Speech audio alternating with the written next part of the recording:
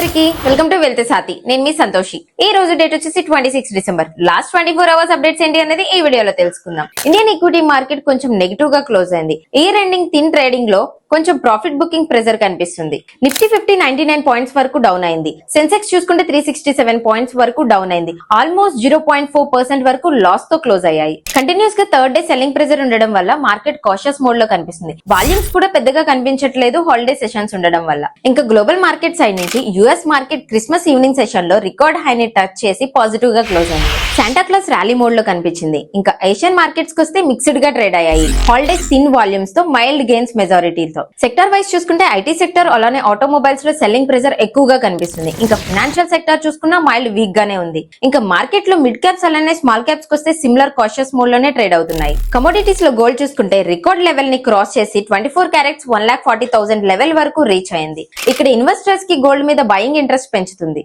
Overall గా market చూసుకుంటే geo political developments అలానే ఇయర్ అండ్ ఫ్లోస్ మీద ఫోకస్డ్ గా ఉంది. వోల్టాలిటీ తక్కువగా ఉన్న అన్సర్టానిటీ ఎక్కువగా ఉంది. సో వెల్త్ సాతితో కలిసి ఉండండి. రెగ్యులర్ అప్డేట్స్ తో మళ్ళీ కలుసుకుందాం. Thank you.